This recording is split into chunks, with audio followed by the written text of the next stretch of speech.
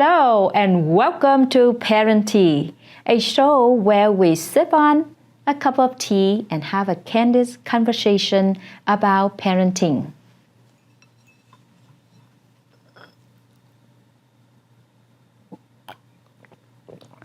I'm Miley, your host, and join me as usual is our beloved expert, Dr. Khanh Tran, who is a seasoned specialist in family and child psychology.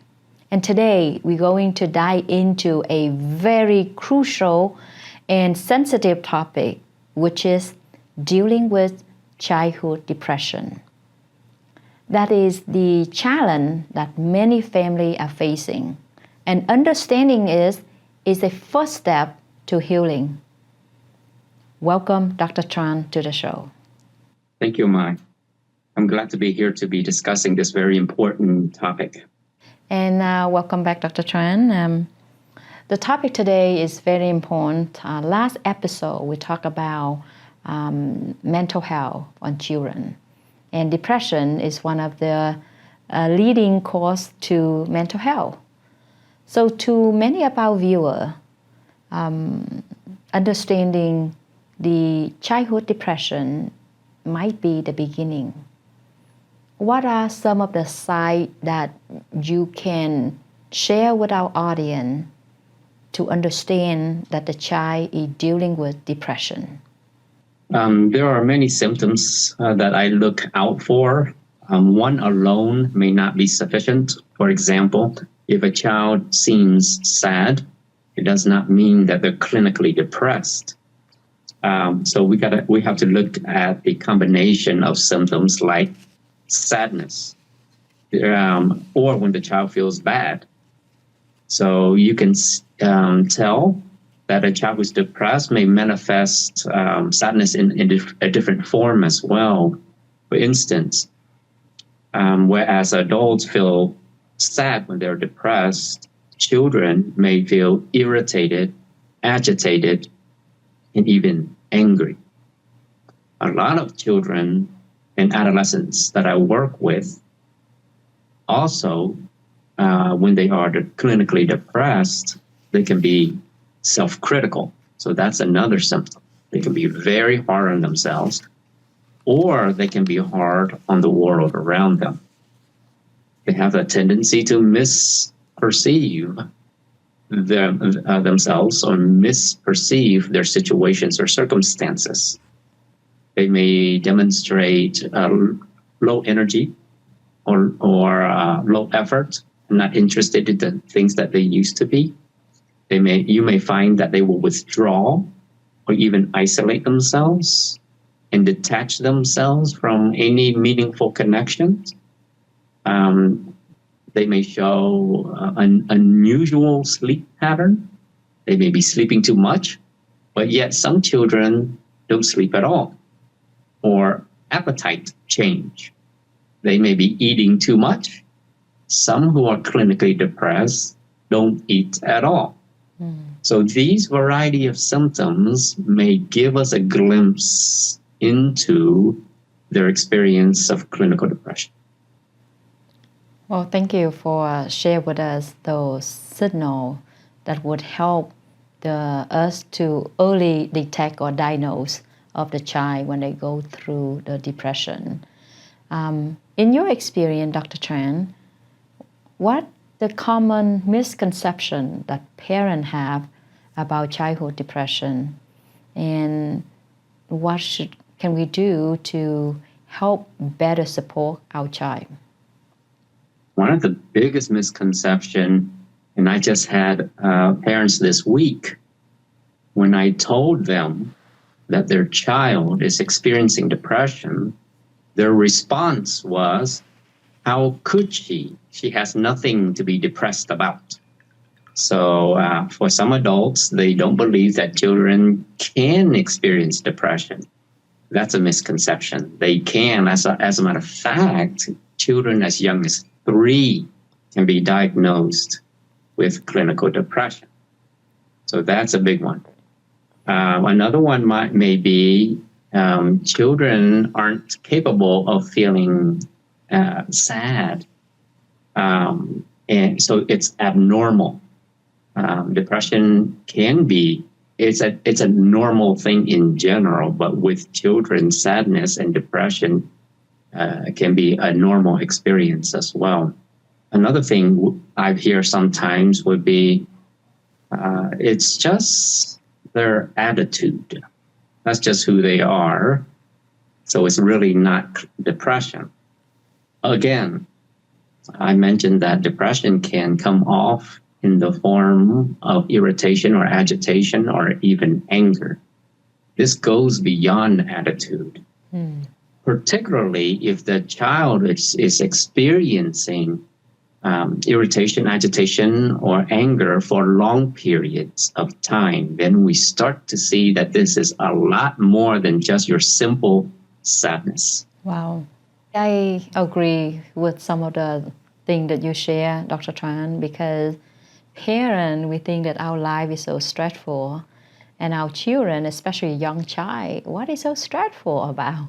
This is the age that they should happy and play and make friends, and and sometimes maybe they have some little problem at school or with their friend, but that should go away, right? So many parents probably, because of busy with their daily life, may not notice the little thing. And how to be able to see if this repeated or consistent, when do we know this is the problem? Yes, so I'll repeat what you just said there. If this is consistently and it's out of the norm, where your child maybe her personality tendency is to interact with friends or family, but you find that she is isolating herself more often than usual, that becomes a problem. I want to share another misconception I just thinking of, that we as parents are inclined to misinterpret. I hear sometimes children who are experiencing clinical depression referred to as lazy. And that gets parents very frustrated. Now, in the realm of psychology, there's no such thing as lazy. We don't even know what that means. I see. That can be a symptom, though, of something much more sinister, which means lazy could represent anhedonia, a lack of interest in the things that they used to be interested in.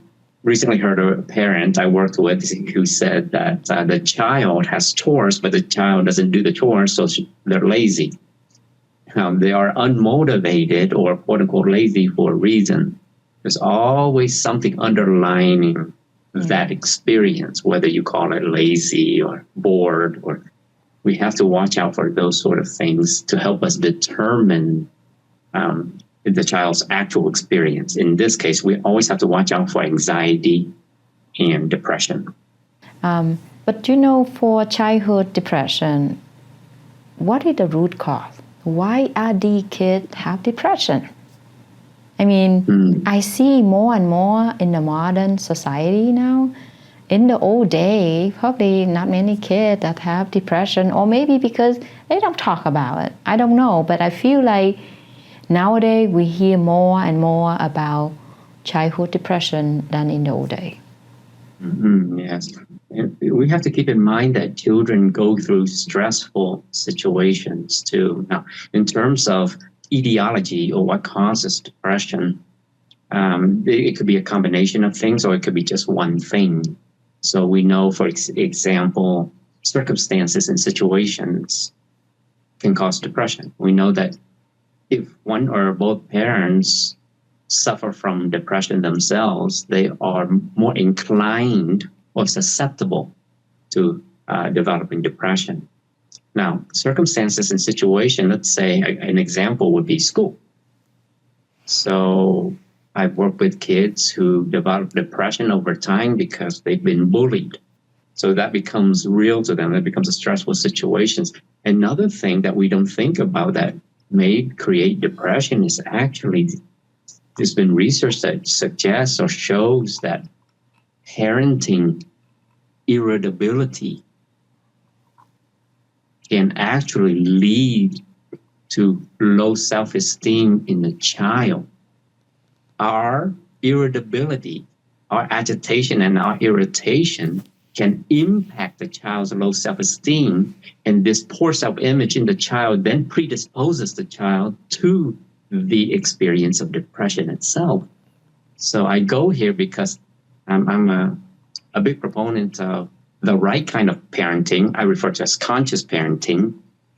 It indicates or reflects how impactful we are in our relationship with our children.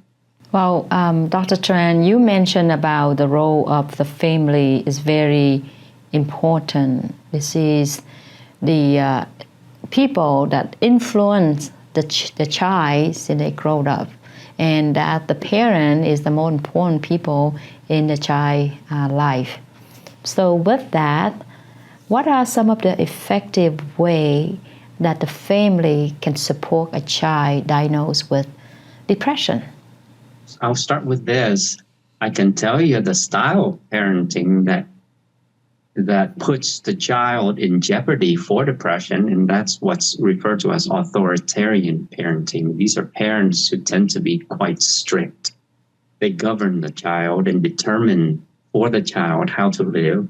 They determine their activities. They set a lot of expectations placed on the child with very rigid rules and without any explanation of those rules. So they govern with a very strong and iron fist. But what we can do in the better form or style of parenting, I revert to conscious parenting, is spending a lot of time with the children. It's the quality of the spending of the time. I've had parents who say to me they spend a lot of time with their children, but when they do that, they are too verbose. They're talking over their children. They're telling their children. They're giving them advice. That's not quality of time. When we take that time and we make it about us. So quality of time I'm referring to here's a simple trait that qualifies as quality: empathic listening. So when you're spending quality time, it's better to spend that time to listen to the child. And that listening is partly getting the child involved with the family circumstances situation. Many children, especially adolescents, distance themselves because they don't have a voice.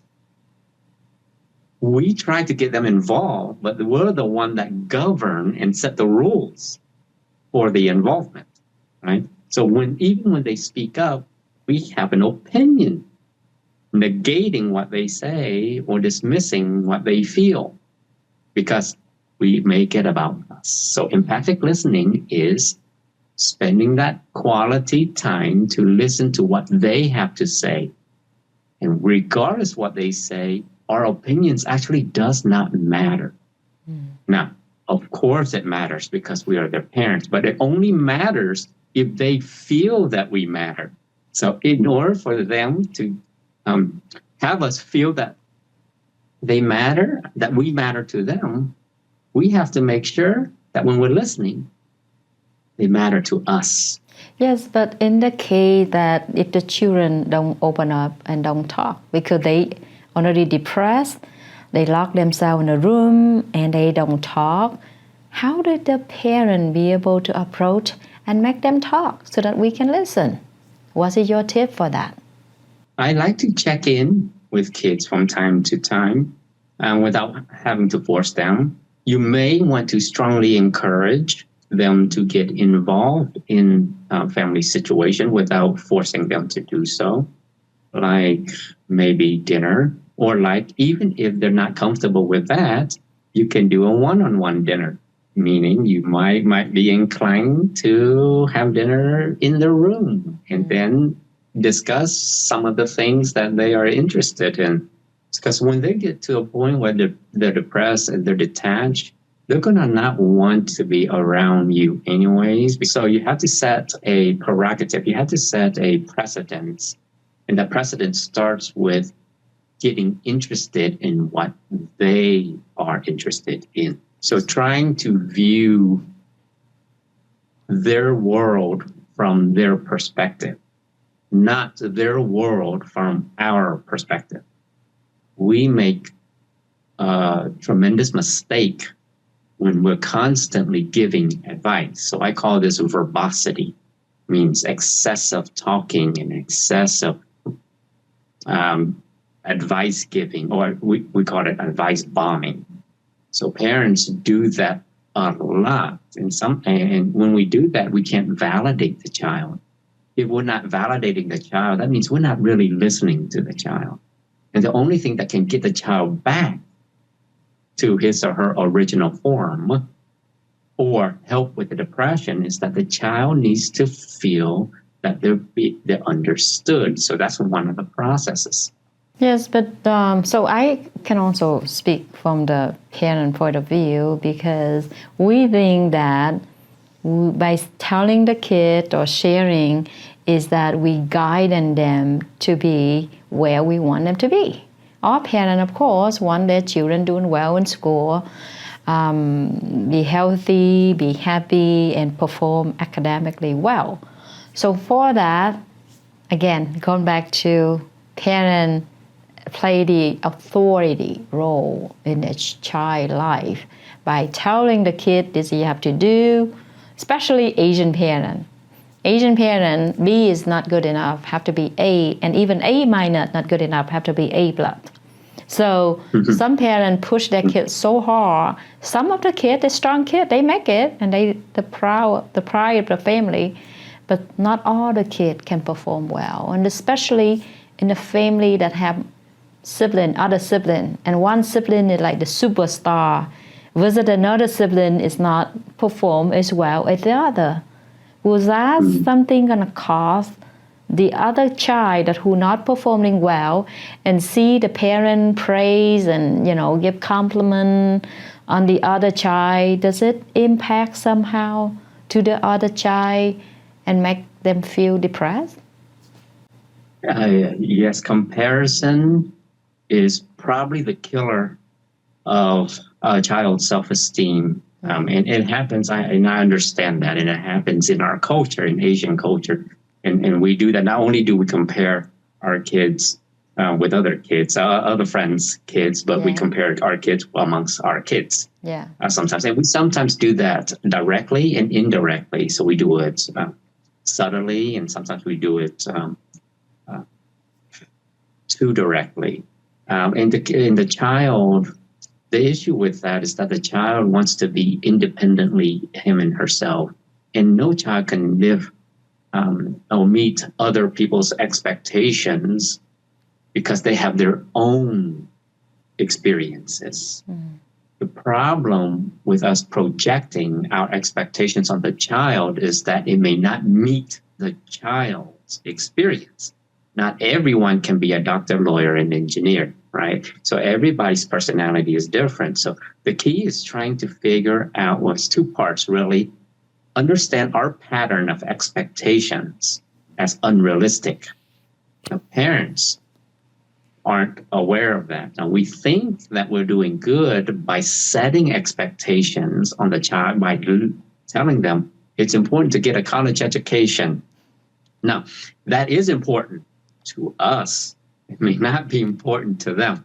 So a different line of work may be important to them. So it's important that we recognize these patterns of expectations within us that is impacting the child. What is important is to try to recognize where the child is interested in, because when and if the child pursue what they're interested in, then you're going to have a really happy child. And the opposite of depression is happiness, right? So even if it's unrealistic, for example, I have a child who's 8 years old, and I've been seeing him for 3 months now, and he wants to be a famous YouTuber because he knows he can make millions. Now, That seems unrealistic to me. It's very hard to be a famous YouTuber and make millions. Or it could be realistic. That's not ours to determine. So the parent, in response, takes all his electronics away and says, you're an 8-year-old, or you're going to focus on school. So we cannot determine whether his dream is real or not, although it may seem unrealistic to us. And the other part of being unrealistic is we would rather have our child be a doctor than a YouTuber. So that's another level of expectations we have to be very mindful of. Remember, what we think is right, what we think for ourselves is right because it's right for us. It cannot, though, be projected on the child because it may not be right for the child. Yeah, so you mentioned, Dr. Tran, I'm glad you talk about a child want to become a YouTuber. Well, many child, especially the boy, that they addicted to video game. And they said they want to become, develop video game, or they want to become, some YouTuber that teaching people how to play video game. And that's all they do all day long after school. Maybe sometime not even like do homework really quick so they can have more time to play video game. If that situation, will you advise the parent, what should they do? Take away the device or let the child play the video game that they like and it become addictive? Yeah, and it really depends on the age too. You may want to set something of a limit with maybe younger kids, right? Because they are much more impressionable. And with teenagers, you may want to get involved with what they're interested in. So one of the things I do actually in therapy is when a kid says to me, I like this YouTube show or application, you know what I do? And parents don't know that I do this unless they tell the parents outside of therapy. I take my computer and I put it right in front of them and I tell them, show me. And I'm doing this in therapy. So I'm saying, wait, show me what you're interested in. And once they pull it up, and for instance, this week, this kid is interested in this rapper. He wants to be a rapper. Very unrealistic in terms of his dreams, at least from my perspective. So it's not for me to determine whether but I think it's unrealistic because it's very hard, again, to be famous rapper, right? Yes. But nonetheless, it's not for me to determine. But what I did was I asked him if he could show me a rapper that he's interested in. His favorite rapper in this case was Eminem. So he brought up a YouTube channel and he's listening to Eminem, and I'm listening to this particular rap, and I asked him, what is it about this particular rap that you are interested in? How does this relate to you? What does this inspire from you? So my point is this. If you have a teenager who's interested in whatever, it's a game or interested in creating games or music, you may be inclined to sit with them and have a discussion with them and get involved with them. My daughter's 15 years old. Every day, as we're driving to school, we have set one expectation, and it's very simple. Show me a song that you're interested in. Every day, 4 days a week, we drive to school, and she puts up a YouTube song that I've never heard of before because I'm not familiar with these younger kids and their exposure. And she shows me a song, and I ask her lots of questions. So at that point, when they're an adolescent, what would be good if we get ourselves involved in their situation? And then at that point, you develop a consistent relationship based on trust and understanding because they feel that you want to know who they are. And then from there, based on that foundation of trust and understanding, you can actually get the child to do whatever you need them to do at that point.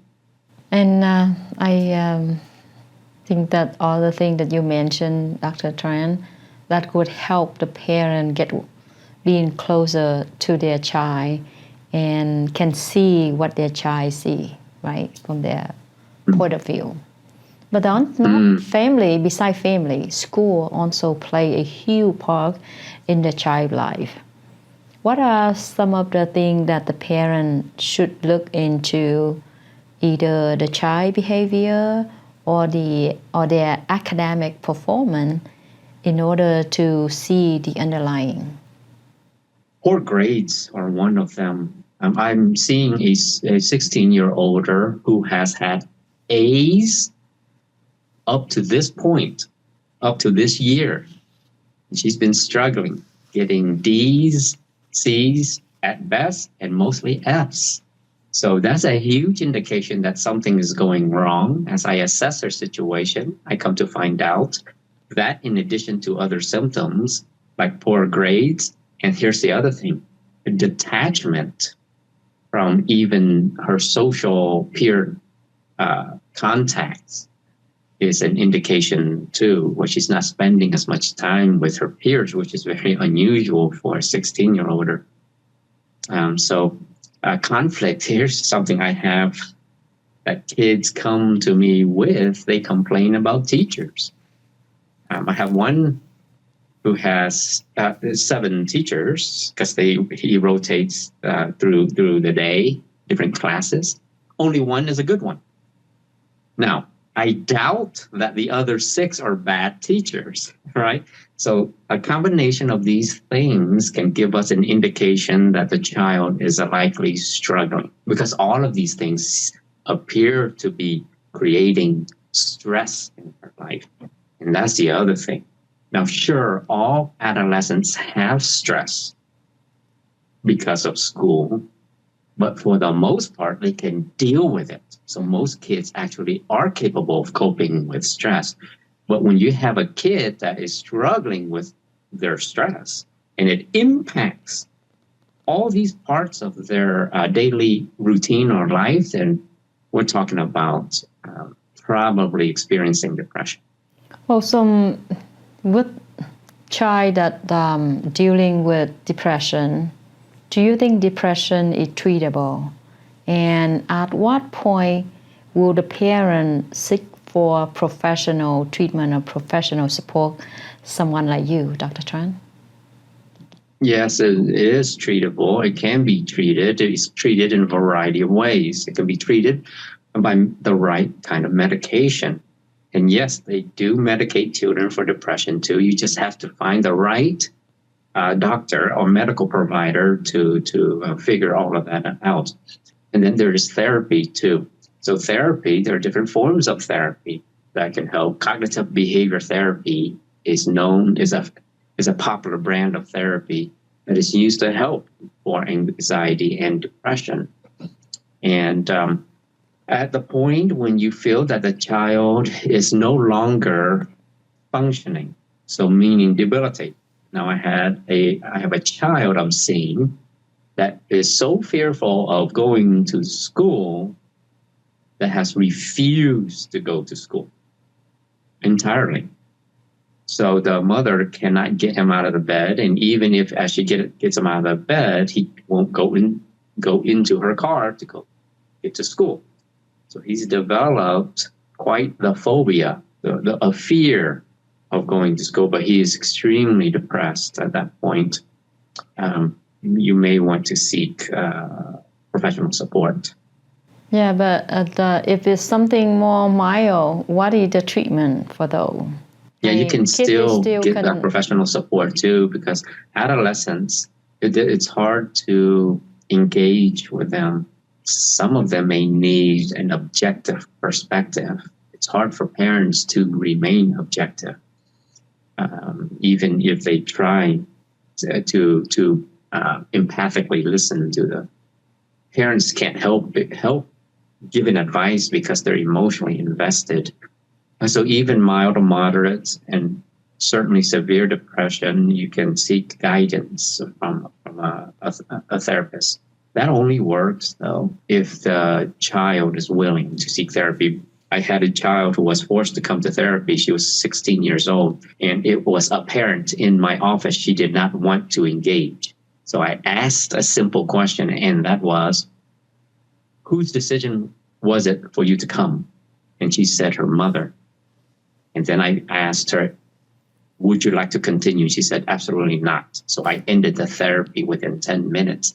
And I had to speak to the mother. I said, you can't force the issue because it becomes more traumatic and more depressing for her. So in that case, it's out of our hands. But the parents can take the child home and continue to maintain dialogue. The parent then becomes key at that point to maintaining contact and conversation with the child.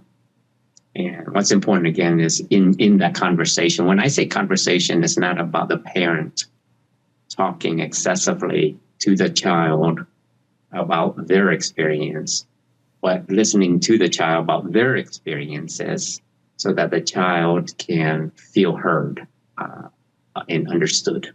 So, Dr. Tran, do you think that with childhood depression, can it go away and the child can go back to a normal life in the future? It really depends, because there are different types of depression on top of that. So major clinical depression, it's a challenge. Some will carry that throughout their life, but the experience or the symptoms are more alleviated, but they learn ways to cope with that depression. And there are some, it's just transient. They experience depression as a result of bullying, and then they move on and advance, and at some point they get over it. Yeah, so it depends on the child, it depends on the personality, it depends on their coping strategies, it depends on their experiences and level of maturity. And I also see some ad for the therapeutic approach that help treat with the depression.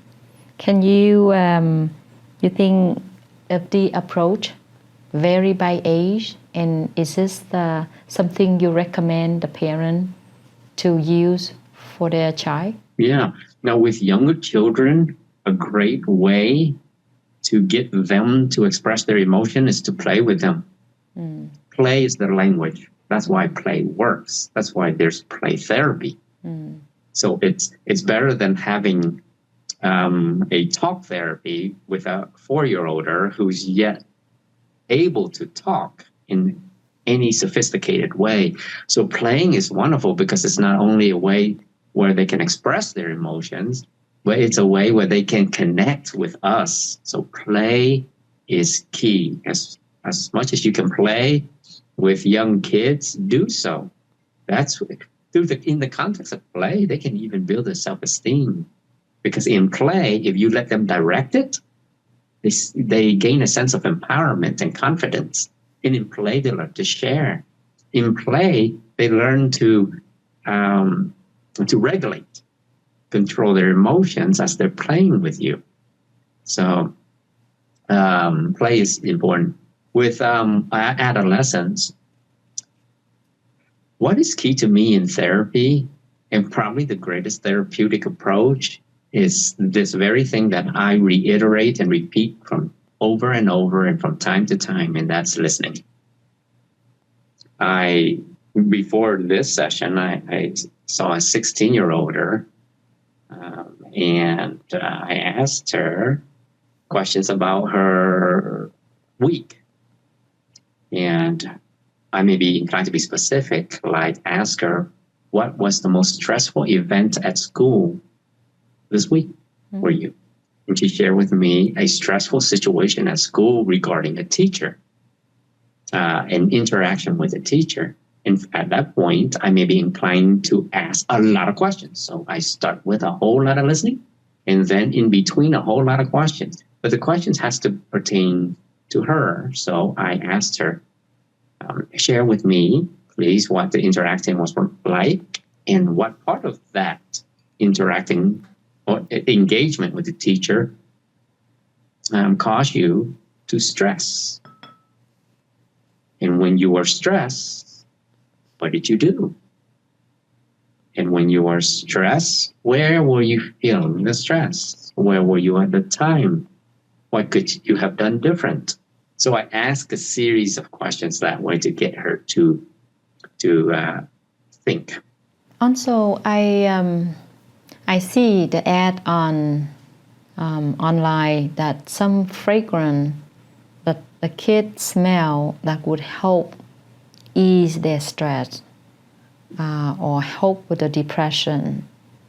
Do you have, and do you think that will be something that the parent can apply? Maybe buy some of those.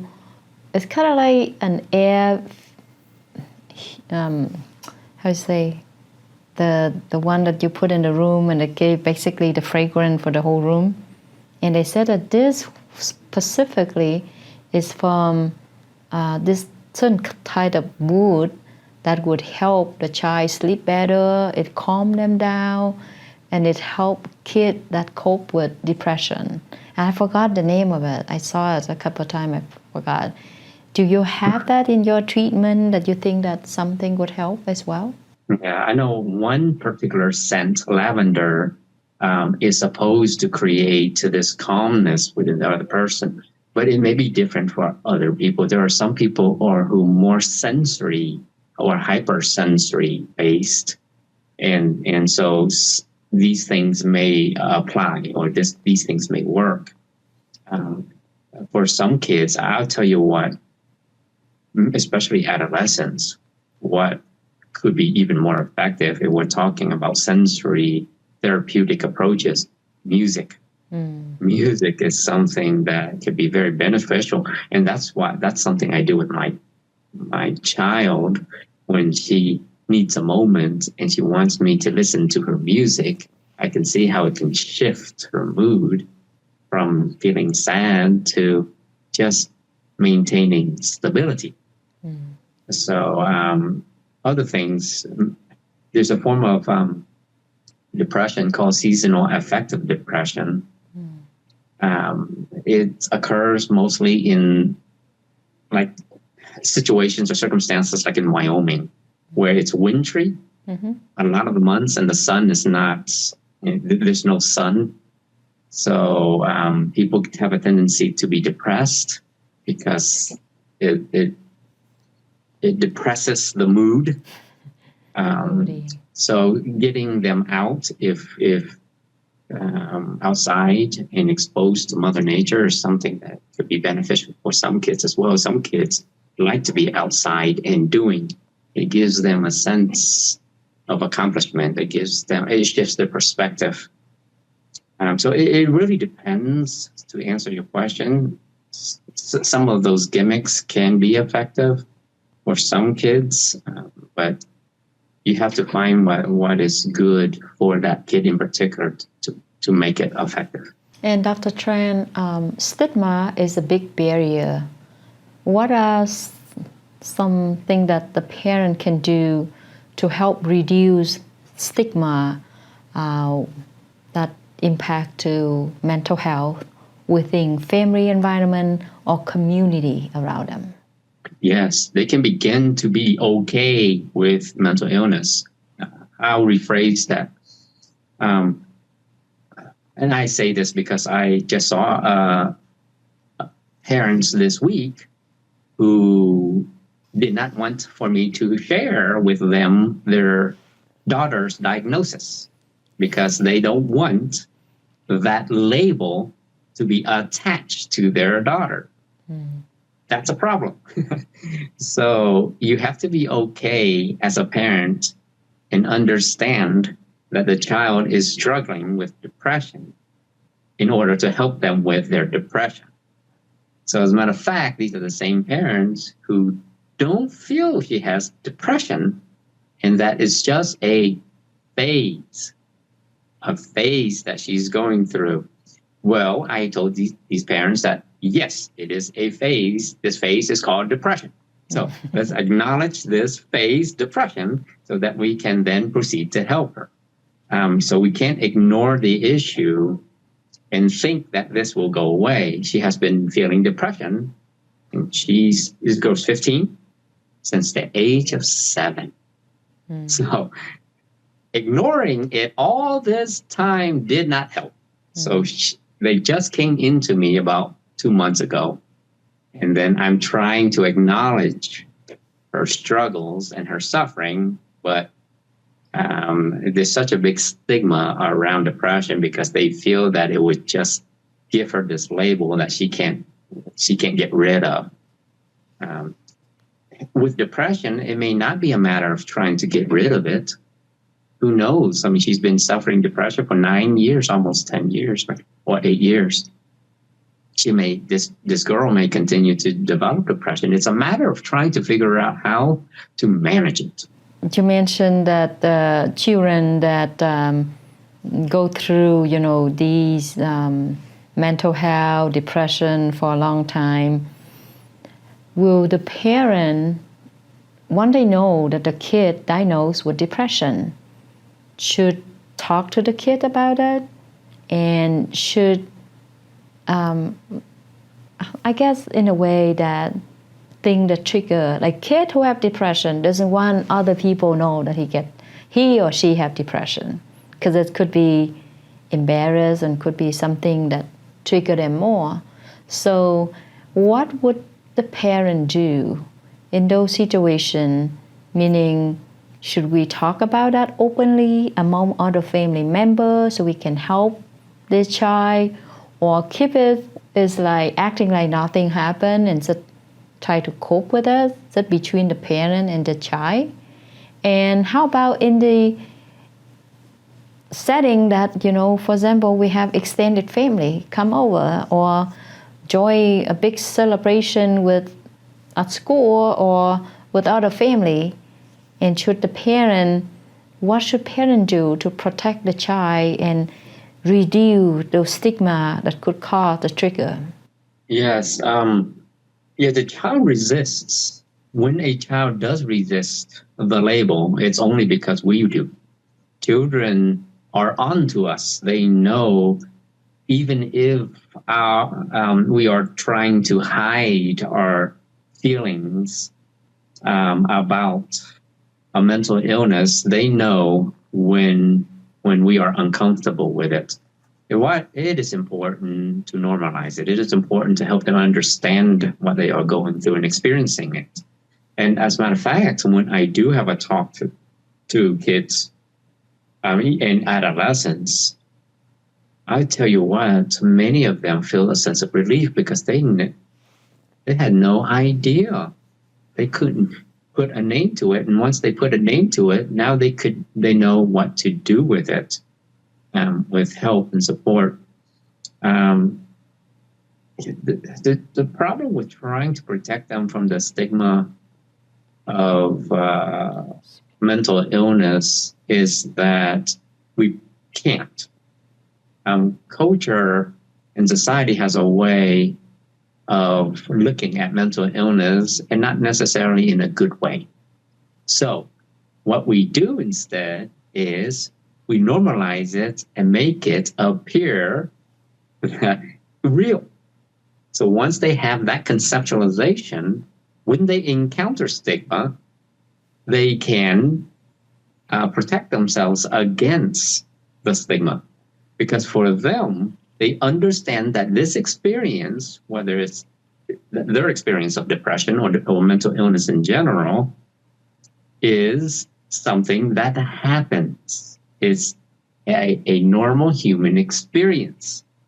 So once they have that conceptualization, they can take action with it instead of trying to hide it. The problem with stigma is that no one wants to talk about it, but yet the person who is experiencing the depression, i.e. the child or the adolescent, continues to struggle with it. And that's why we need to talk about it. And Dr. Tran, the prevention is better than treatment or cure. So are there a preventative approach or method that parent can use to lessen the severity of depression in a child? Yes, I'll start with this. Engaging with the child, that can be preventative, goes back to the parent as key, as the connection, as the foundation for which the child can find her happiness. So that connection and that relationship and that bond is so powerful that it can set a precedence for a different perspective, a different future for the child. The child is born to connect to us. It is part of his or her survival instinct. That's why many young children, when you ask them, like 2-year-olders, that you ask them what they want to be when they grow up, they'll say, "Mommy, I want to be like my dad." So they're born biologically built to want to be like us. And that continues throughout, even into adolescence. They want to be heard. And that's the thing. By the time they're adolescents, they don't feel that they're being heard. Up to that point, we as parents have spent all those years telling them how to be, how to think, how to feel, how to act, how to behave, and how to live. That's the problem.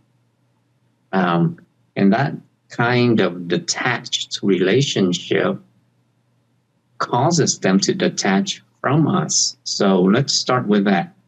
The other thing we could do is encourage them when we can to participate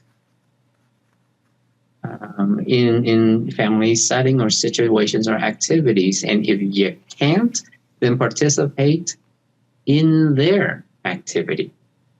I think with many adolescents, they want you to some degree